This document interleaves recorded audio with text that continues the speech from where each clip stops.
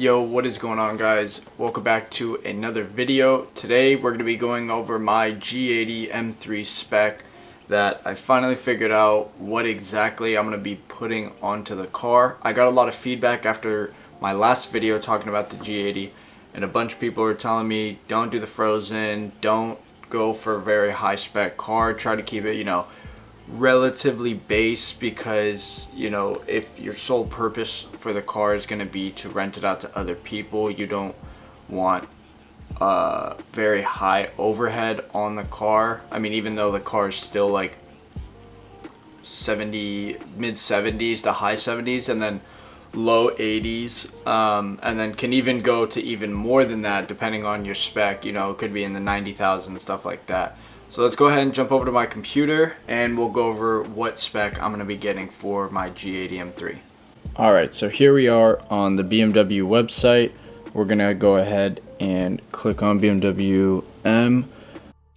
They have like a bunch of different cars. The M2 is also on here, but we want to go to the M3.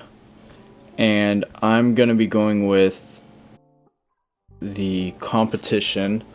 No X-Drive, because I figured that it's going to be a pretty big liability to hand somebody the keys in snow or ice. So for me, it doesn't really make sense to go and pay another $4,000 just to get the X-Drive, although it would be pretty cool to get that. So we're going to start out with this. And then for me, I'm just going to go black sapphire metallic. And then going over to the wheels, instead of doing the kind of two-tone ones, I really like the double spoke in black. I feel like these overall make the car look a lot better. And then moving on to the interior of the car, I personally think the black, just how it is perfect.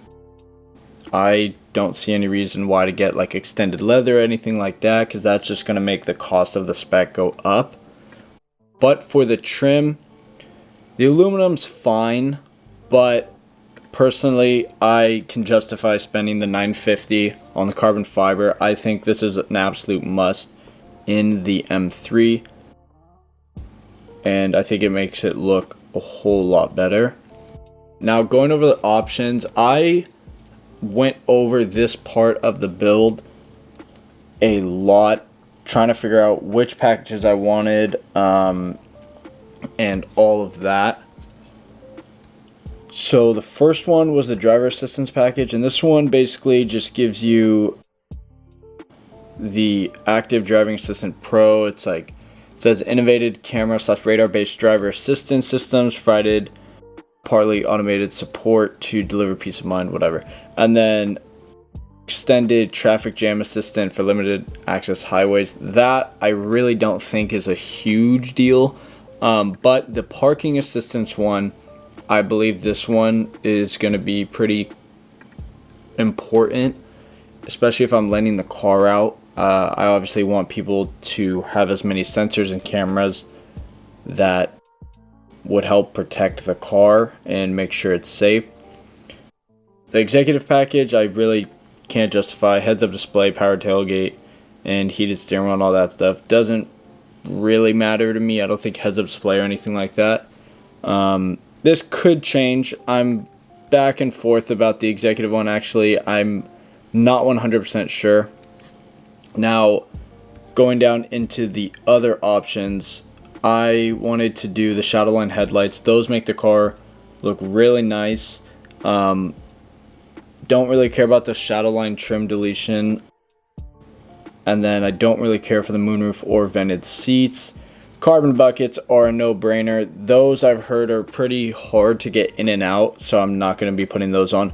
But I will be upgrading the headlights because I think these ones look a lot better and they are a decent amount brighter. No drive recorder, no wireless charging device, no eSIM, definitely no carbon exterior package. Don't want to drop $5,000 on that. M-Drive Professional also don't need. Carbon ceramic brakes, definitely not for $8,500. But the thing that I'm stuck on is the full car is black. Now, do we add a hint of red in the wheel well where the caliper is, do we make the calipers red or do we make them black? I personally do not know. I think red would look awesome, but black would also keep it pretty low key. And then other than that, they have the amateur driver's package, which is basically they just teach you how to drive the car, and then all these care options. So at the end of it, this is what the car would look like with the red brakes. 82.2 before taxes, and then I believe there's shipping as well, and then registration, all that stuff. So yeah, this is what the car would look like. That's what the interior would look like, the back, and then a side profile angle of the wheels. See, that's what I'm talking about, the red calipers. Those I think would stand out very well. And then it also just shows me the specs. So 2023 M3 competition sedan, black sapphire metallic, 19-inch, the black wheels, the A26Ms with performance run flat tires, normal black leather, carbon trim, parking assistance package, red caliper package, icon headlights, M shadowline lights, and then the shipping for it's $9.95. So MSRP's $83,195. And in Bellevue, I guess, where I'd be buying it, I believe the tax rate right now is about 10.2%.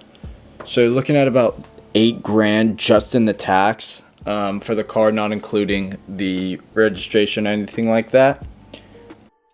But yeah, that's the spec that I believe I'm going to be going with. If you guys think I should make a change, or if you think there's something I should include, comment down below. I'm still trying to decide the executive package, but within the next month, I'm looking to go place my order. Now, when I went and asked them about placing the order and everything, they had told me that getting an allocation right now could take up to a year, and then it would be about 4 months to build and import the car afterwards. So it could be a second before I actually get the car.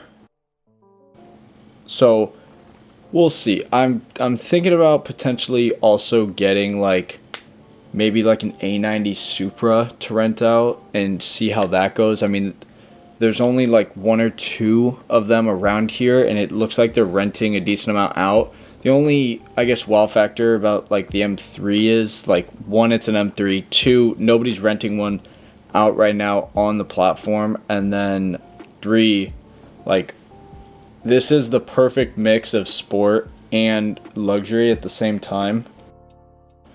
So I think this would be perfect for what I'm trying to do.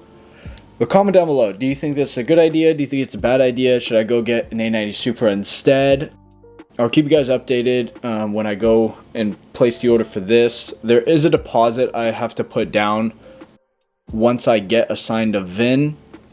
But if I decide 6 months into it that, this is taking way too long, and maybe I find a M3 that's similar to what this is, maybe I just go and buy that one. I can always get my deposit back. So yeah, just let me know whatever you guys think. I hope you guys enjoyed this video, and you guys have a good one.